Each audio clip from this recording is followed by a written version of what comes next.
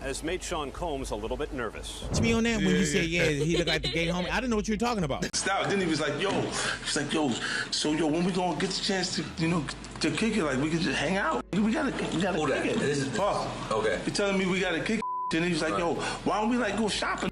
I mean, like I pay for it. And I was like,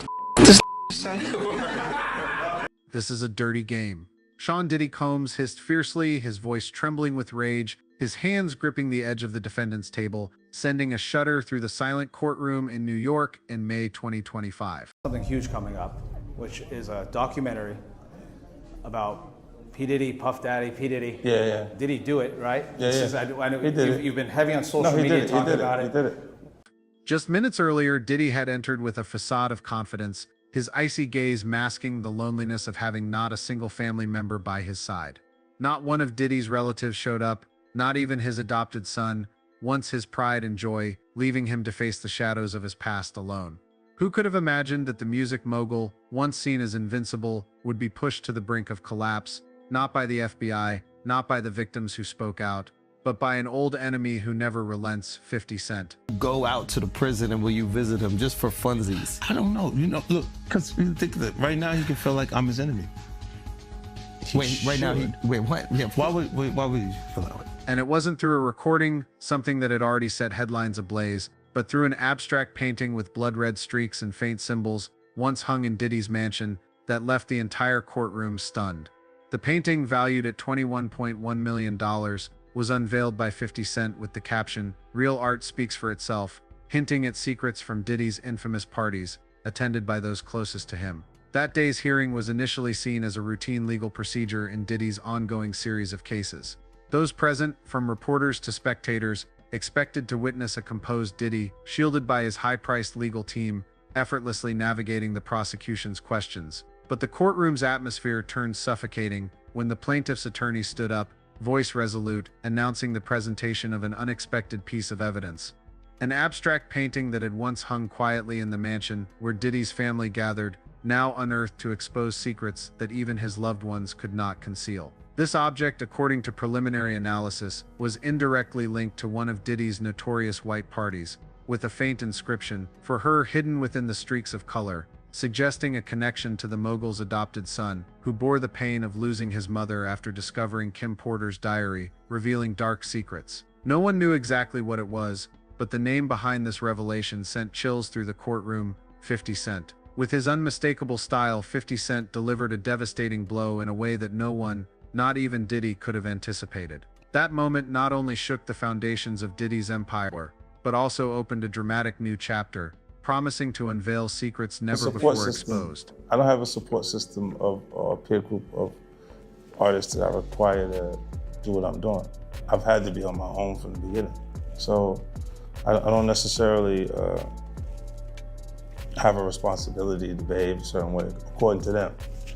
In an Instagram post, 50 Cent dropped a media bombshell, an abstract painting with blood-red streaks and a faint inscription reading, "For her," once hung in Diddy's mansion, the site of his infamous white parties. His caption, "Real art speaks for itself," came with a hint: someone close decided the truth must speak. The post went viral on X with the hashtag #TheTalkingPainting, sparking speculation that someone close to Diddy, lurking in the shadows, was collaborating with 50 Cent to expose dark secrets from the white parties. Netizens dissected every detail from the inscription "RB" to a faint silhouette, turning the painting into a symbol of defiance. The painting, with its chaotic swaths of color and strange shapes, had once been regarded by the Los Angeles art scene as a symbol of unrestrained creativity. For a decade, it was merely mentioned as part of Diddy's lavish lifestyle, briefly appearing in articles about high society aesthetics. But 50 Cent, with his keen instincts, handed the painting to prosecutors, transforming it into a legal weapon. He passed it to a team of forensic image analysts who began noticing anomalies. The abstract lines seemed to carry hidden meanings, from tiny symbols to deliberately placed faint silhouettes. One expert speculated that the painting, with its RB marking and "For her" inscription, might have been created by a witness linked to Roger Bonds, someone who observed shady dealings at Diddy's white parties, though more time was needed to decode its hidden significance. Prosecutors suggested the painting hinted at witness coercion, akin to the 200 calls Diddy made, News of the painting began spreading across social media, with 50 Cent's posts implying that the truth is closing in, heightening curiosity and pressure on Diddy ahead of the trial. I got to get into the real estate in the area to be able to facilitate what happens after big events happen. You've seen some of the good things that Tyler Perry done in Atlanta, and you'll see. In a stifling courtroom, a heavy atmosphere enveloped the proceedings as Diddy's trial entered a critical phase where 50 Cent, through his legal team, unleashed the painting to reveal secrets about the white parties. Diddy appeared with a facade of confidence, his anxious gaze scanning the empty seats where not a single family member, not even his adopted son, was present amid rumors of his family fracturing over inheritance disputes. His legal team, composed of top legal minds, sat upright, ready to counter any move from the prosecution. No one expected that a surprise piece of evidence would shake Diddy's carefully crafted armor that day. The prosecutor stood, voice resolute. "We present a new piece of evidence, a work of art once publicly displayed, but potentially concealing clues about the defendant's conduct." The courtroom fell silent, and Diddy's brow furrowed slightly, his eyes darting to his lawyer as if trying to anticipate what awaited him. A large screen was set up, displaying the painting with its tangled swaths of color. The prosecutor, aided by an image analysis expert, began a preliminary presentation. They pointed out that details in the painting, such as the part here inscription and the RB marking matching a witness's handwriting, seemed to recreate secrets from Diddy's white parties, where illegal activities were concealed. However, they emphasized that the decoding process was ongoing, and the painting was only the first step in uncovering larger secrets. The courtroom buzzed with whispers, reporters scribbled furiously, and the jury exchanged curious glances. Diddy, who had always maintained an air of invincibility, began to lose his composure. He leaned forward, whispering urgently to his lawyer, his eyes fixed on the screen. When the prosecutor hinted that someone close, harboring painful secrets, might have provided the painting to incriminate Diddy, he could no longer hide his unease. He clenched his fists, his gaze wavering, as if haunted by an unexpected betrayal. "Who brought this out?"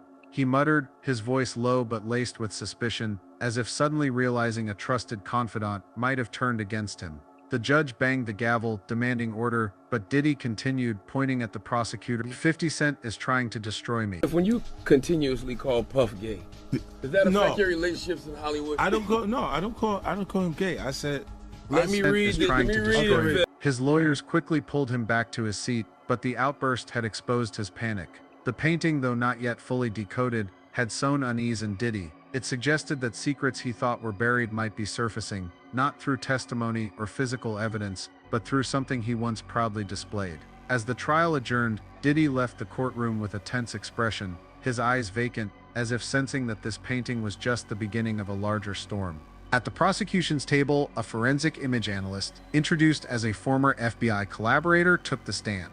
With a calm, steady voice, he decoded each detail of the painting, every word landing like a hammer blow to Diddy's confidence. A faint silhouette in the bottom left corner, its arm raised as if issuing a command, was speculated by the expert to symbolize a figure of authority, possibly the defendant himself. He emphasized, his gaze sweeping toward Diddy. A series of tiny, nearly invisible symbols, magnified on the screen, revealed a sequence of numbers matching the date of a notorious white party in 2012, where allegations of illegal conduct had once circulated in the media. A curving streak of vivid red, flowing like blood, was interpreted as a representation of violence or harm, prompting some jurors to furrow their brows. But the most shocking detail was the RB marking, which the expert speculated could be linked to Roger Bonds, a former bodyguard of Diddy's who vanished after revealing secrets about the white parties. "We believe this painting may have been created by someone who witnessed events within the defendant's circle of power, concealing secrets yet to be decoded," the expert concluded. Diddy, seated at the defendant's table, tried to maintain his composure, but his hands clenched into fists, his gold ring glinting under the courtroom lights. Sweat beaded on his forehead despite the cool air of the room. His legal team, led by a renowned female attorney nicknamed the Destroyer, immediately rose to object. With an icy voice, she demanded the judge dismiss the evidence, calling the painting a legal farce. "This is merely a piece of art, Your Honor," she declared, pointing at the screen. "There is no concrete evidence linking this painting to any illegal activity. The prosecution is deliberately misleading the jury with baseless speculation." Another lawyer added, his deep voice laced with defiance. Absolutely, and I'm sure the judge really looked into that because although we know that these are allegations, there's been no evidentiary hearing as to whether or not these actually rise to the level of obstruction. Just the idea that he is not even following the rules that are enlisted by the prison is already a sign to the judge that he may not follow any conditions that are set forth. And so those type of allegations, whether or not there's been an evidentiary hearing, just speaks to the actions of the individual while incarcerated. The RD marking could refer to anyone, an artist, a designer, or just a random detail. The prosecution has no direct witness to substantiate these allegations. The judge, a middle-aged man with a stern face, banged his gavel to restore order, his sharp eyes scanning both sides. "I will review the admissibility of this evidence," he declared, "but the prosecution may continue its presentation." The prosecution remained unfazed. They played a video clip from a 2014 television program where a camera panned across the living room of Diddy's mansion, the painting prominently displayed on the wall. Diddy himself, with a radiant smile, had spoken to the camera, "This piece is my memory. It tells the story of my journey." Those words, once a boast, now became a devastating blow. The prosecutor turned to the jury, emphasizing the defendant didn't just know about the painting. He commissioned it, took pride in it, and now it's turning against him. The courtroom held its breath, all eyes fixed on Diddy. He could no longer maintain his calm. His hands trembled and he shot to his feet, the wooden chair crashing backward with a loud thud, interrupting the presentation. "This is a fake," he shouted, his voice breaking, echoing through the room. "This painting isn't real. You're trying to smear me." His face flushed red, deep lines etched across his forehead, his eyes blazing with panic. He slammed his hand on the table, the sharp sound startling a juror. "This is 50 Cent's doing. He wants to destroy me," he roared, pointing at the prosecutor. Diddy's lawyers hurriedly stood, trying to pull him back to his seat. "Sean, calm down," one whispered urgently. But Diddy ignored them. He continued, his voice shaking, "I didn't do anything wrong. That painting is just art, not evidence." The judge banged his gavel repeatedly, his voice stern. "Mr. Combs, I demand you maintain order or I will be forced to take stronger measures." Diddy, panting heavily, reluctantly sat down, but his eyes flickered, as if searching for an escape. Reporters in the back row typed frantically on their laptops, knowing this moment would make headlines.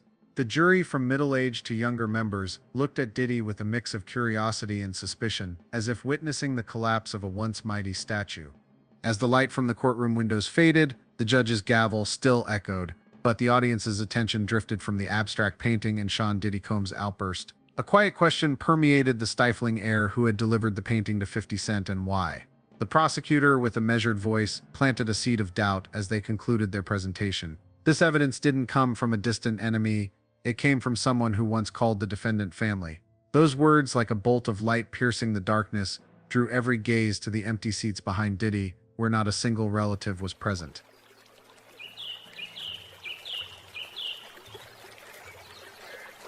In that moment, the trial seemed to pivot, no longer just a legal battle between Diddy and 50 Cent, but a story of a fractured family where dark secrets and the pain of loss were silently shaping a vengeful conspiracy. In the shadows of suspicion, the name Justin Combs, Diddy's adopted son, quietly emerged, not through testimony or the spotlight, but through painful memories of his mother, Kim Porter, and a profound motive to make the man who caused his mother's suffering pay, no matter the cost. In a luxurious apartment tucked away in the heart of the city, neon lights cast a dim glow on glass walls as Justin Combs sat silently, his somber eyes fixed on the vibrant skyline. At 31, Justin was the epitome of glamour, cutting-edge style, a regular presence at lavish events, and a seemingly perfect life under the shadow of his adoptive father, Diddy. But beneath that facade, he carried an unhealed wound, the pain of losing his mother, Kim Porter, the woman who had been the center of his world. Kim, a talented model and actress, was not only Diddy's longtime partner, but also Justin's emotional anchor. She tirelessly raised him, always smiling despite the pressures of life, beside a music mogul. But Justin also witnessed moments when his mother quietly wept, her eyes filled with fear when mentioning Diddy, and times she left the mansion at night, only to return with a weary face. "Mom always said I had to be strong," Justin once recalled, his voice choking in a rare interview, "but I didn't know what she was fighting against." Kim's sudden death in 2018, officially attributed to pneumonia, left Justin with an unfillable void and a haunting question: Was Diddy the powerful man who promised to protect their family, the reason for his mother's suffering and untimely departure? Kim Porter was more than a mother, she was a symbol of resilience. In Justin's eyes, she was the woman who sacrificed everything to raise him and his siblings, despite the cracks in her relationship with Diddy. He remembered nights when she sat by his bedside, sharing her dreams, only to end with a melancholic remark. "There are things I can't tell you, Justin." When Diddy appeared in the tabloids with other women, from young starlets to fleeting flings, Kim remained silent, hiding her pain to shield her children. Justin, though young, sensed the injustice. "Mom deserved to be happy," he once muttered, clutching a family photo in their old room. When Kim passed away, Justin, then only 24, was devastated. He couldn't believe that his mother, always healthy, died from pneumonia. Rumors began swirling in the entertainment world. Some of Kim's friends whispered that she had uncovered Diddy's dark secrets, from freak-off parties to shady dealings. A confidant of Kim's once told Justin, "Your mom knew too much, and that made her a threat." Though lacking proof, those words planted a seed of doubt in Justin's mind, driving him to seek the truth. Doubt about his mother's death, like a smoldering flame, transformed Justin from a young man basking in the limelight into someone with a mission. He began sifting through his mother's keepsakes, from old letters to diaries Kim left in their Los Angeles room. In one diary entry, written in trembling handwriting, Kim wrote, "He never stops. Those parties, they're not just parties." We used to go to when we go to the club, we used to have these bottles, right? And on this bottle, they be regular Moet bottles. On them bottles right there, they've been to have something to make the girls be real slippery and all of this kind of stuff. So when you get up, they be like, "Don't touch them bottles right there." "I'm afraid one day the truth will kill me." Those words, like a knife, left Justin trembling. He recalled times his mother left the mansion after arguments with Diddy, her eyes filled with fear. "Mom knew something," Justin muttered, gripping the diary, but he didn't act immediately. As an adopted son, Justin lived in Diddy's shadow, enjoying wealth, but also under pressure to remain loyal. He knew confronting his adoptive father meant losing everything: fame, fortune, and safety. Yet, when Diddy's legal troubles erupted with allegations of sex trafficking, blackmail, and abuse, Justin saw an opportunity. A question echoed in his mind: if Mom knew the truth, why can't I carry on her work? That question led Justin to a bold decision to secretly collaborate with one of Diddy's enemies, none other than 50 Cent. But Justin didn't step into the spotlight. He chose to operate in the shadows, providing clues only someone close could know, allowing 50 Cent, with his influence and audacity, to bring the truth to light. A small but crucial detail emerged when investigators analyzed the painting 50 Cent introduced at the trial, the RB. Marking on the painting, believed to be linked to Roger Bonds, Diddy's former bodyguard, matched the code of an old safe in Diddy's studio. From that safe, a small box containing a hard drive full of documents and footage was anonymously sent to 50 Cent's office. The prosecution, without revealing the source, emphasized that the box came from someone with a deeply personal connection to the defendant. A message on the hard drive, written in shaky handwriting, bore the phrase, "For her," sending chills through the courtroom audience. Who wrote that phrase, and why did it echo Kim's diary? Speculation spread on X with the hashtag #TheTalkingPainting, suggesting the box's provider could be a member of Diddy's family, driven by grief and a motive unrelated to wealth. The box became the case's centerpiece, not only for its contents, but for the story behind it.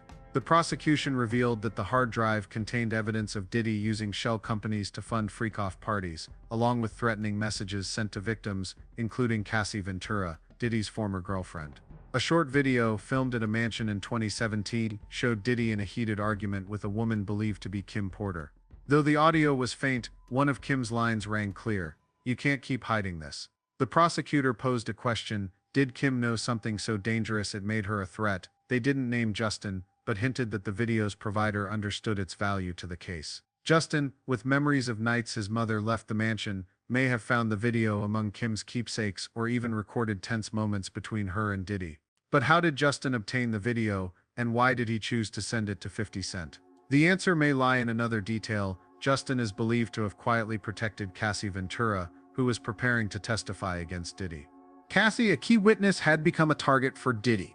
Call logs from the Metropolitan Detention Center showed Diddy made hundreds of calls to intimidate or bribe her, including a $10,000 payment to withdraw her lawsuit. But Cassie, supported by a secret source, remained resolute in testifying. The prosecution revealed that Cassie received protection from someone close to Diddy's family, who provided videos and messages to bolster her testimony. Who was behind this protection, and why did they risk confronting Diddy? Some sources speculated that Justin, bearing the pain of watching his mother suffer, contacted Cassie through an intermediary, supplying evidence to ensure her safety. A message on the hard drive reading "Let her tell the truth" was believed to refer to Cassie, fueling suspicions that Justin was quietly aiding from the shadows. But was Justin doing this for Cassie or for his mother? The answer may lie in his love for Kim, who was once Cassie's close friend before her passing. While 50 Cent took center stage in the media, publicizing the box and painting with provocative Instagram posts, Justin chose silence. He didn't appear at the trial, respond to interviews, or engage with X posts speculating about his role. But that silence, in many eyes, was a powerful statement. Why didn't Justin speak out if he was innocent? Some believed he was waiting for the right moment, when the evidence became undeniable. Others thought Justin, with a heart full of grief, sought neither fame nor attention. He only wanted Diddy to pay. A viral X post read, "Diddy's adopted son is playing a bigger game. This isn't about money, it's about revenge." Though no direct evidence existed, the detail that the box was sent from a Los Angeles address where Justin resides heightened suspicions. The prosecution, with caution, emphasized the evidence provider isn't seeking wealth or power, they're seeking justice for someone they loved. Those words, like an arrow, pierced Diddy's veneer of power, causing him to bow his head, his eyes filled with panic. Well, it's not up to me. It's up to Mr. Combs, and I don't see it happening. Why? Because he believes he's innocent. He believes he's innocent, and what's more, he believes that he needs to stand up, not just for himself, for his family, and for everybody who's been targeted by the federal government. Suspicions about Justin were further reinforced by the rift in Diddy's family. While Diddy's children squabbled over his empire, from bad boy entertainment shares to multi-million-dollar real estate, Justin seemed to stand apart. A close source revealed that Justin refused to join family meetings about inheritance, angering his siblings. "Justin doesn't care about money," the source said. "He only talks about his mom." Why did Justin reject wealth when he could easily claim a share? The answer may lie in his motive not to seize Diddy's empire, but to dismantle it as retribution for the years his mother suffered. Kim's diary, with its entries about dangerous parties and betrayal, may have spurred Justin to act. But how did he find the diary, and why choose 50 Cent as an ally? One theory is that Justin, through an intermediary, contacted 50 Cent knowing he was Diddy's unrelenting enemy, bold enough to publicize evidence. The covert collaboration between Justin and 50 Cent, though speculative, created a gripping narrative. 50 Cent, with a history of clashing with Diddy, didn't hesitate to use the box to topple his rival. But he was careful not to reveal the source, posting only vague hints on Instagram. Someone decided the truth needs to speak. Why didn't 50 Cent disclose the provider's identity if he knew it was Justin? Some believed he was protecting Justin, allowing him to continue operating in the shadows. Others thought 50 Cent kept the mystery to amplify media intrigue. Whatever the reason, the box shook the case, leaving Diddy's legal team cornered. They tried to argue the hard drive's documents were fabricated, but the prosecution countered with evidence that the messages matched Diddy's call history. But who could access that history if not someone close? That question, hanging in the courtroom, made Diddy's gaze waver, as if he suspected his own family.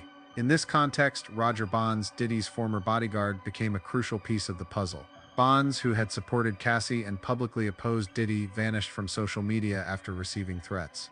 The prosecution speculated that the RB marking on the painting could be Bonds' handwriting, who had documented freak-off party details before disappearing. But how did the marking end up on the painting, and who delivered it to 50 Cent? One theory is that Justin, with access to Diddy's old studio, found Bonds' notes, possibly kept by Kim as a safeguard. But why did Kim keep those notes, and why did Justin act now? The answer may lie in his pain. Witnessing his mother live in fear, betrayed by the man she loved, Justin resolved to carry on her legacy, using evidence to shatter Diddy's wall of silence. As the trial recessed, the image of Diddy leaving the courtroom, shoulders slumped and eyes vacant, became a symbol of a crumbling empire. But the real story lay in what he didn't see: a loved one, bearing the pain of losing a mother, silently rewriting his fate. Justin, though absent, seemed present in every case detail, from for her inscription on the painting to the message on the heart. Was Justin truly behind it all, or merely a pawn in 50 Cent's game? That question, spreading across X with thousands of posts, sowed doubts about a fractured family where love and betrayal intertwined. As city lights twinkled outside Justin's apartment, he sat quietly, clutching his mother's photo as if whispering, "Mom, I did the right thing." And somewhere 50 Cent with a triumphant smile knew that truth, like art, always finds a way to speak. The story of the abstract painting 50 Cent and the suspicion surrounding Diddy's family in the trial is not merely a dramatic chapter of a legal case, but a mirror reflecting profound values of truth, responsibility, and the power of a community's voice, particularly within the context of Black culture. The painting, with its blood-red streaks and enigmatic RB inscription, transcended its role as a work of art to become a symbol of hidden stories, a reminder that the past cannot remain forever framed behind a veneer of glamour. 50 Cent's action in publicizing the painting on Instagram was not just an attack but a rallying cry, igniting unity in the community to confront the dark corners of power. The doubts about the silence of Diddy's family raised questions about loyalty and responsibility, not to condemn but to provoke reflection on safeguarding truth, even when it is painful. From the courtroom to social media, this story etched a universal truth. Truth, though stifled by wealth or fame, always finds a way to shine when people dare to listen and act. The perspective of this story lies not in judging an individual, but in celebrating the strength of the Black community in using art, media, and courage to reclaim their voice. The #The Talking Painting was not just an online phenomenon, but a banner for those once forced into silence, from the victims in the case to those who have fought for justice throughout history.